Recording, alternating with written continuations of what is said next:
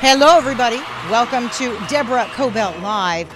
Got a fun show for you. I've got three very interesting, smart, and talented gentlemen in studio with me. Let's start with you, Simon Levy. You're the producing director of the Fountain Theater here in Los Angeles. Thank you for being here. My pleasure.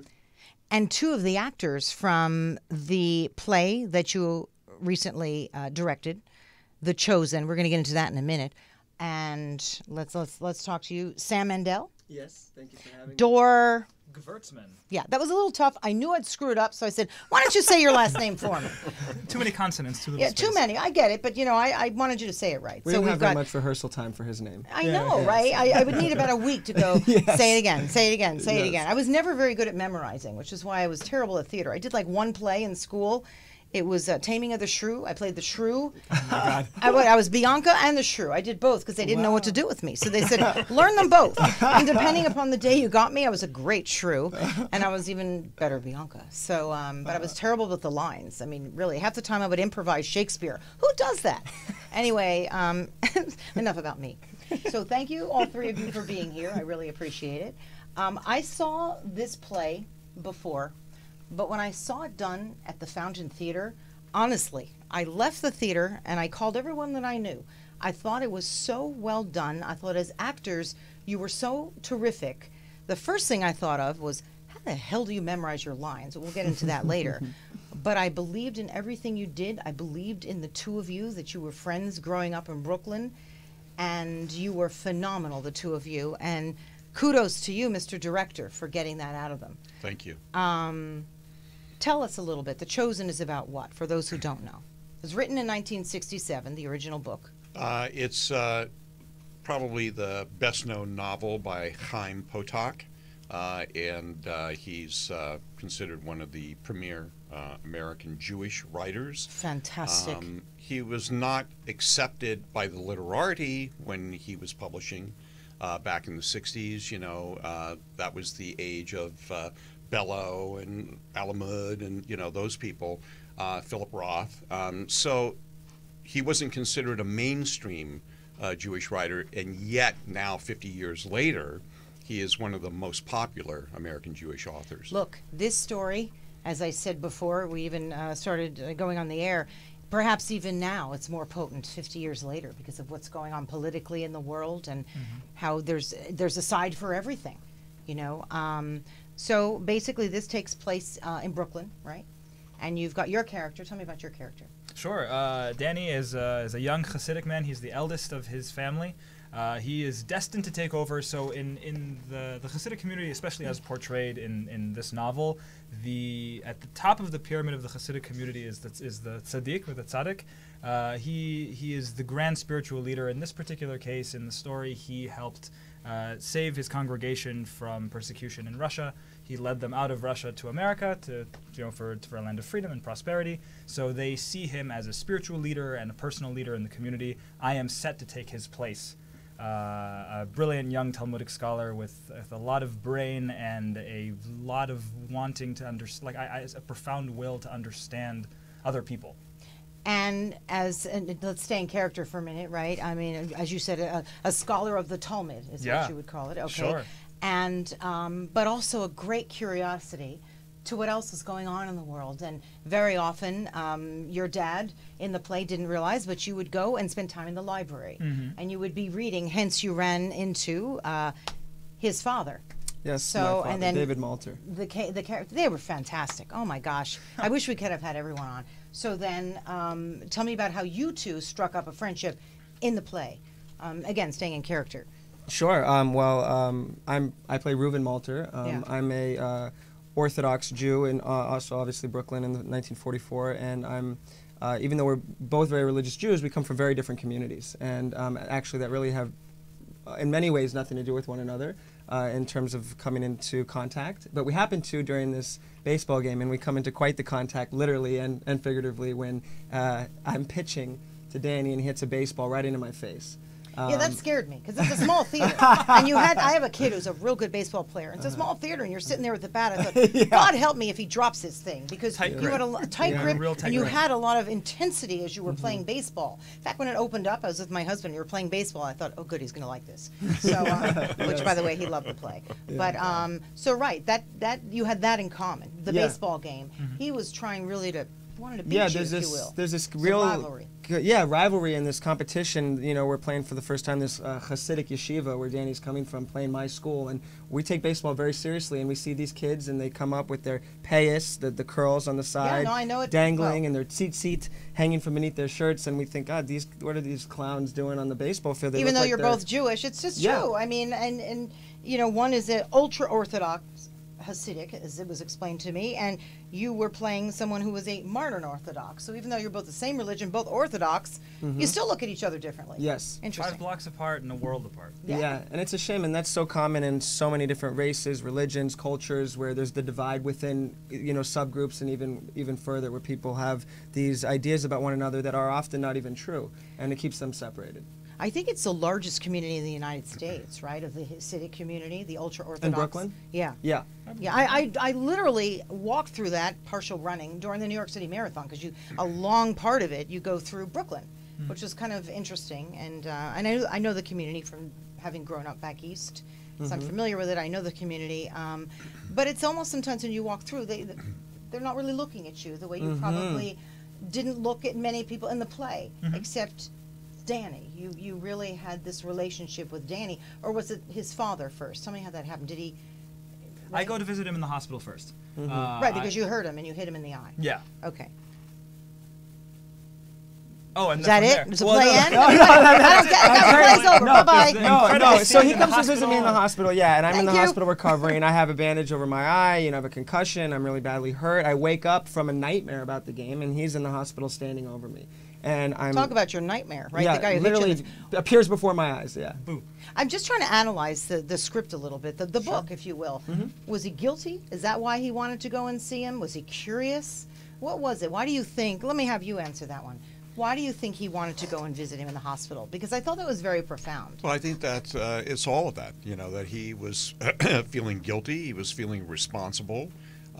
He was trying to. What we find out in the scene is he's trying to understand why he's feeling what he's feeling. Anger. The anger. You know, and he's a big brain. You know, he's a Mensa brain, and incredible. So you know, part of his relationship with his father is that his father's trying to get him to feel, to have a soul. And so what's key about this scene is that he's trying to understand it. He's searching for why he felt the anger that he felt towards Reuben during the game. It's one of the best written, if you really take the time to analyze The Chosen. It's one of the best written books about humanity and where we come from and how we question it, and a good boy, if you will, but searching for his soul because he was pretty much raised, because you were so smart, Talmud and reading and learning. Hardly any time to be human. But sure, then the dad realizes that, and it's very interesting. I don't want to give too much away. There's something in the story, don't you think, that makes it universal, even though it's very specific in terms of its Judaism, in terms of the cultures that we're looking at. It's still very much an American story. Of course, you could strip away the culture. Exactly. Just strip it away. You could put in any other culture. That's why it transcends. I'm really riveted by this. By the way that you portrayed it as the director, the actors, but the book. It's as I said, almost more important today because of how we all judge each other. Not that we're judging each other in here. Well, and it's also and it's also required reading in junior highs and in high schools, and so there's something about this story that we're finding out in the performances, and the response by the audience, that people are deeply moved by it, so that there are universal themes in there, whether you're Jewish or not, that people are really struck by. Yeah, we have talkbacks with the audience, and it's really wonderful, and it's just amazing how people are affected by it of all different types. Now, it's also about family. Of course. And I think that's really important, and and one of the reasons, family, respect. Yeah, and one of the reasons I wanted to do the play is to be honest with you, is that it was a political response to the toxicity of the times that we're going through. You think? You know, and I wanted something which was an antidote to that. Mm-hmm. You know, that But a clever and smart antidote. If I hear one more conversation like, oh, I can't stand the administration, with really nothing to back it up, give me something. You know, you obviously are someone who studies this stuff politically and through literature and whatnot, so this was a very brilliant choice. I thought it was so smart. Thank you. You're welcome. But let's say we rip that up, you know, take that away of who we're talking about. But you're right. Just look at what's going on anywhere in our own country, not just the Middle East or other places and people that are fighting, but in our own country. I've never recalled in my lifetime so much polarization. Yeah, it's so extreme on both sides. I mean, that's a big theme and it really ties the whole play together. Is this concept of elu v'elu in Hebrew, both these and these. And that there can be more than one truth at a time, even if they seem like they're conflicting truths. And I think that's a really challenging concept for most people to wrap their head around, especially in today's world. And it's something that I've thought about a lot in the preparation for the play and the rehearsal process and in doing it. And I still see it in my own life, the dichotomy within myself, my own personality, how there's really different extreme views I have of the world that really are in conflict with one another, and they're both true. And I think the more that we can try to be at peace with that and accept it and at least talk about it in the conversation and digest it, the better off we're all going to be. My own opinion, if people would just, if you don't have the money to travel, Mm-hmm. travel is so wonderful, and Yes. you don't Yes. have to do it fancy, because I never did. I would just grab a backpack and go, and I Yes. really did. You get to see other people and see how Yes. they're really not so bad. And if you can't afford to do that or have the time, read literature, read something Mhm. that exposes you to other people, because if you stay in your lane, you're never going to get out of your lane, and then Right. we're going to have all the problems we do, right? I mean, Well, that's what happens with this is we're isolated in our communities, especially Danny. He's really isolated within the Hasidic community. And it's this baseball game that is that little crack where the light comes through, where he starts to see, you know, this world outside of that. Well, actually, something I thought was so interesting. You asked why he comes to the hospital, but I think the other thing that's amazing in terms of seeing yourself in someone else is why he comes back. Because once we establish this connection and we have this whole thing, my curiosity is satiated in terms of I am starting to understand, you know, why we felt this animosity towards each other. And at the end of the scene, I turn to him and go, "I'll come back tomorrow." And I think that's one of my favorite moments, because you can really see this understanding of like, there's something here. And then the next scene we talk about literature and about life and about trying to understand what our hopes and dreams are. And that's where you really start to see those layers of similarity and acceptance forming comes from beyond just the curiosity about finding a point of connection, finding a spark, I mean, something positive that you can see in someone. It's also powerful when you discover that your differences are superficial. Mm-hmm. You know, Of course they are. And that when you really get to know each other, how alike we really are. you know, we Yeah. don't have to agree on anything really, but at least not fight and argue about it, you know, and that's what everything has turned into. I mean, no matter Yeah. what it is, whether it's the gun, although I don't doesn't- understand that one, the Well, gun debates oh, or boy. whatever. Actually, there's really nothing I could do to understand their side, so Yeah. that's a different But you conversation. know, people don't listen to one another, and that's No. another theme in the play. And both fathers are saying it to their sons throughout, and it's a big theme, and it's really important too, is listen, and listen to the meaning behind the words that are not spoken, in addition to the words that are. And people, there's a lot of noise, there's a lot of distractions, and you know, there's a lot of reasons why it is the way it is, but at the end of the day, people don't listen to one another. Your father was very interesting in the play because he had been through so much, having to get his people out of Russia, ended up in America, and he had such a belief that this is, you know, and people looked up to him, which was incredible, and he looked to you to carry on, yet he had a boy with such curiosity, and you didn't just follow him, and in the end, he realized, again, without giving much away, that he had to let you go, you know, to do what you needed to do, and then he held on too long, too hard, right? Am I Sure. describing that properly? Oh yeah, I mean, I was really. Thank you for casting such phenomenal actors to play my father. I've had Wow. two fathers now, and they've both been extraordinary. Thank you. You're welcome. It's made my work so much more fulfilling and so much easier to have someone who can take on a character like Reb Saunders and find so much love in him, because there's a lot of the script. There was a lot of love in him. It's hard in the script. There's both of the fathers are very much diametric opposites, and he in particular is a very stern, almost awe-inspiring figure. both to the kind of like characters Oz, in the play. right? No, seriously, yeah, and to the audience, and for to have that love makes him so much more human and so much less of a concept. Yes, can really, he did. through all of the struggle that he lived through, and to embody that, and to become a person who can reach out and connect both to Reuven and to myself, it's remarkable. They were both very wise men. Your father as well.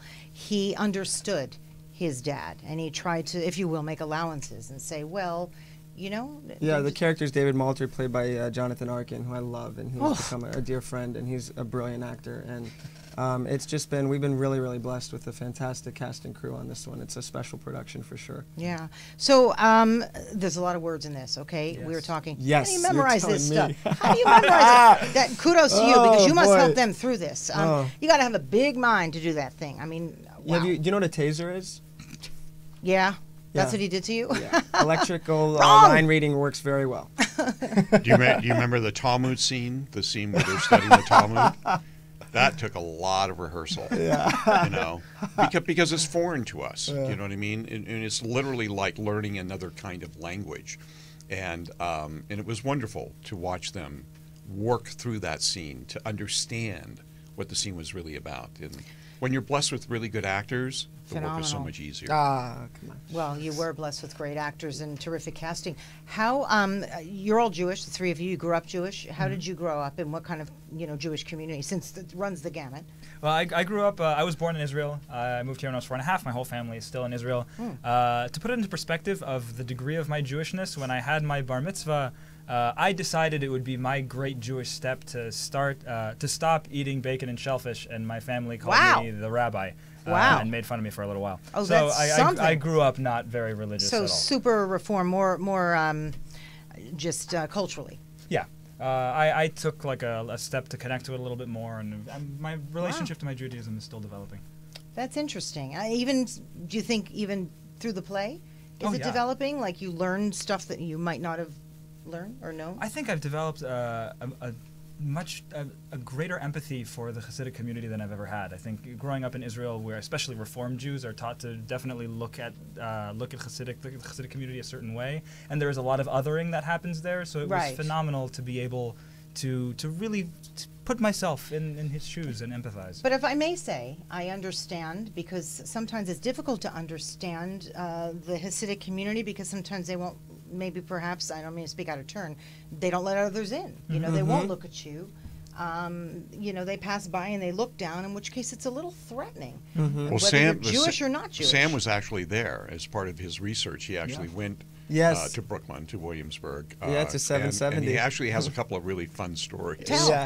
Well, wait, but how were you raised? Because you're Jewish. I was also raised Reformed, Okay. and more religious when I was younger, and as I got older, less so. I was bar mitzvahed. I went to Shabbat services weekly as a kid, and then it was less frequent, and then it was only the high holidays and so on. But like Christmas and Easter, that sort of a thing. Sure, you could say Rosh Hashanah and Yom Kippur, but it's always in there culturally, I have to say. Oh, it is, and there's a strong connection there. Really is. Yeah, and it's always been a big part of my identity, even though I'm today more spiritual than anything. I always love Shabbat, I have to say. Yeah, it's beautiful. Those are my friends and family members who are Jewish and are practicing Jews.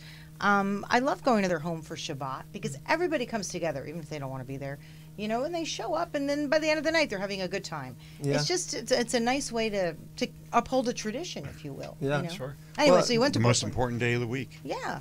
Yeah, so I was on the East Coast, actually first Connecticut for a cousin's bat mitzvah, and then I went into the city for a few days, and I ended up in Brooklyn. I wanted to walk around Williamsburg, and this was right before we opened the play, and I decided, well, I'm going to go to Crown Heights, and I randomly, without even intending to, ended up at the Chabad Lubavitcher World Headquarters, which is a lot of people who know of the community would call 770, and it's like an iconic, famous place. And it just so happened to be the first night of Hanukkah. And there's literally Hasidic people everywhere. I didn't even know where I was. I was standing in front of this big brick building. And I said to one of the guys... You must have stood out. Oh, yeah. I really did. I mean, literally, everyone is dressed, Hasidic. Yeah. And I'm just in a scarf and a pea coat and a beanie. And this guy comes down and I say, hey, what building is this? There was no sign or anything on it. I had no idea. I Googled it. I was like, I don't know what I'm doing here. Where am I? Yeah, but I was like, this is cool because this is a community I'm never around, and I'm taking it in and kind of doing a little research for the show. And I said, what is this? He says, oh, 7070. What are you doing here? And I said, I don't know. You're I'm lost, buddy. Yeah. He said, have you repped tefillin today? I said, no. And he said, come. So he brings me inside and shows me a guy, and he says, I got to go, but this is a great rabbi. He'll rep tefillin with you. He was probably thrilled to have you there. So we repped tefillin. I said a prayer, and then we start talking. I stayed there for an hour and a half. He showed me all around. He showed me the old building, the new one. Right as I was going to leave, I realized they were having candle lighting with the Rebbe. And so I stayed, and it was just the most amazing experience to be surrounded by all these people. Many of them were looking at me like I was an alien. Many of them were very friendly and really excited to see me there and to see that I was interested and curious. And it was segregated, right? You were with men. You weren't with men and women. Yes, the men and women are separate for services. And but it was a really incredible experience. And I've actually had, throughout my life, relatively very few experiences with the Hasidic community, and have actually befriended some here in LA. And I don't want to talk too much, but I have lots of fun stories actually about how life has imitated art and how I've actually... Give me one, come on. I'm coming back from lunch at my office, and same thing, a guy named, my Hebrew name is Shmuel. My name is Sam or Samuel. In Hebrew it's Shmuel. And I love the name, Shmuel. What would mine be? Deborah. What would my Hebrew name? Deborah. That's it? I mean, nothing more exciting? Deborah? I mean, Okay. Queen Esther. Queen Esther. Yeah. I'll take it. Queen Deborah. Queen Deborah. I was just going to say How that. about Princess Deborah? I'd rather just be a princess. You are a they could princess. just have all the fun and they don't have all the responsibility. Just your style. Princess. So go ahead. No, I came back from lunch. Same thing. For those listening, I mean, wrapping tefillin is a really important commandment, and it's not something that I personally do in my life, but more religious Jews do, and it's wrapping a Holy Scripture prayer in a case on your forehead and on your arm, and you say a prayer, the Shema among the Ve'ahavta other prayers. But I come back. There's two Hasidic boys in the lobby of my office where I work, and they say, "Have you wrapped tefillin today? I've never seen this before in my building." And I said, "No, but I'm like coming back, and I kind of got to go, and I'm in a hurry." And they say, "Come on, it'll just take a minute." So for them, it's a blessing to help to bring a less observant Jew like myself in to say this prayer, and for me, it's an honor and a blessing as well. And so I'm like, I'm busy. There's a lot of people in the lobby. This is a little bit, I don't know, I don't want to do it. So then I stop myself and I go, what am I doing? Like, this is not what my people have suffered and literally died for thousands of years, for me to be in the third most Jewish city in the world feeling a little embarrassed or hesitant to do something like this. So I stopped and I wrapped tefillin. So they're from Chabad, and this is part of their outreach, and they take my card and they said, we'll come back next Friday and we'll do it again. So they come out every Friday to my office. That's a party. And we wrap tefillin. And actually, And we're not talking rap. We're talking. No, I do that too, though, but not. Rap. People, yeah. But they've actually come to my house. They came on Purim. Wow. We read Megillah. We drank. We But hung what a cool out. journey, It's right? been amazing. Look It where really this has been where amazing. this play has brought you, It right? really has been To amazing. New York to study with these people and just Yes. learn about them, and just Yes. that your office is here, right? Yes. It's here that's happening. Brentwood, yeah. Such a cool Brentwood. Oh, that's very close to where I am. But what a cool journey, right? been You just amazing. never know where the arts will take you. Yes. Yeah. You just don't, right? You sign up to do this play, and look at you now. You're rapping in Brentwood on Friday nights. Who would have thought? Pretty cool. So what's next? Now, I know that you studied at the Groundlings. I did. So you're a comic, actually. More recently, UCB. Yeah. And you were a graduate of USC Theater. I am a USC graduate. And you've done Shakespeare. Yes, Yeah, Shakespeare Shakespeare. is a big chunk of my pedigree.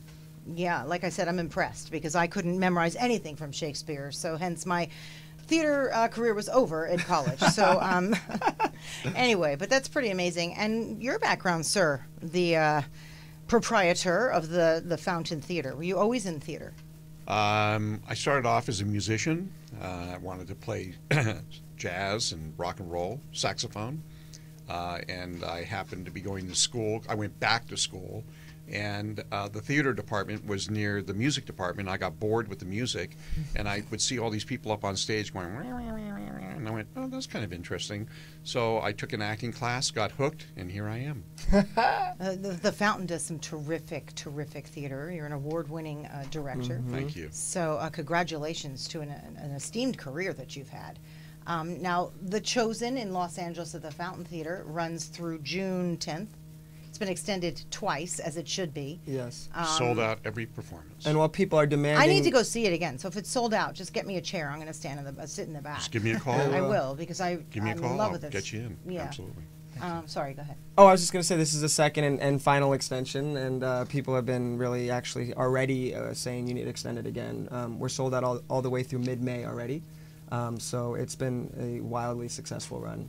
It's been very, very great. What's next for both of you? I'm going to Israel. It's my aunt's Why wedding. does that not surprise me? Okay. You're going to Israel to your aunt's wedding, and then when you come back, do you have anything lined up? Do you audition? I mean, it's a... Oh yeah, I auditioned a whole bunch, and I'm actually working on putting together a comedy album. Really? Wow. Songs. There's yeah. your comic. Oh, wait, a comedy album of songs? Yeah. So it's something I've been working on with my friend for a little while, and we'll see where we can take it. Where as the summer goes on, we're going to be putting. That's more the stuff joy together. of being an artist. You know, it has to find its way, and there's a journey to it, and that's great. And for you, are you going to Israel too? I'm not. Dora didn't invite me, and You can so come. Do you want to come? I do. Then come along. Ah, I'll perfect. put you in my suitcase. Sababa. I didn't get an invitation, but that's okay. wanna come? I would. You heard I it have live, been the to Israel date. twice, actually. Once when I was a small child, my sisters were bat mitzvah there, and then also on Birthright. And it's an absolutely incredible country, and I highly It recommend certainly that is. I've been everybody there go. twice also. Really? Maybe, was it 3 times? Yes. Wow. It's a beautiful country. Yeah. And the people there, all the people there, I mean, Yeah. what you read and what you see on television Yes. is not what you get when you Lies. visit. Mm-hmm. Anywhere, really. Yeah. I don't care where you That's really true. go. You need to experience things on your own. That's And true. if you're only going to read about things or watch it on TV, read lots of things and Yes. watch Yes. multiple venues and Yeah. then try to form your own opinion. I from love what there. you were saying earlier about travel too, and you don't need a lot of money to travel, and it really can change your life. Yes, it can. Yeah. I was always really curious, and most of my family is from Jersey and stayed in Jersey, and I thought, hell no. Yeah. So, and I came from very little means, and I really would. I would just grab a backpack and go, and I'd scrape together money and just get the flight over there and figure it out once I got there. I love that. It's wonderful. And love for you, that. sir, what's next at the Fountain Theater? Next at the Fountain Theater is a world premiere play by our artistic director, Stephen Sachs. It's a deaf hearing play called Arrival and Departure. It's a contemporary adaptation of the film Brief Encounter that Noel Coward wrote. Interesting. So Yeah, wonderful. so And when we, does- we have a long history relationship with the deaf and hard of hearing community, and so this is our new project for that community. I really look forward to watching that and to having you back about it, because that sounds really, really interesting. I mean, something that's a little different, right? Yeah, absolutely. Yeah. So One of the many communities that we try to reach out to. we have about a minute or so. Tell me 1 or 2 others that you reach out to, because I know that the Fountain Theater is known for that. You guys do a lot of reach out. We do a lot to of the community. socially, politically conscious work, and to try to represent the different communities of LA, whether that be autistic or African American or Latino or deaf hearing, gay, Jewish, and here we are. That's so important. I love that you do that. Thank you for Thank reaching you. out to the community here in LA, because we're a diverse community. We've got all kinds of people here, and not just celebrities and movie stars. That's for sure, right? Anyway, everybody, thank you for being here. Thank you so Great much for play. having us. Thank The you. Chosen at the Fountain Theater. If you can't get to the Fountain Theater and you're not in Los Angeles, read the book. Find The Chosen somewhere else. It's a terrific book and play. Anyway, thanks for being here, Thank you so much for and having me. thanks for Deborah. tuning in. And we will see you next time. Bye bye.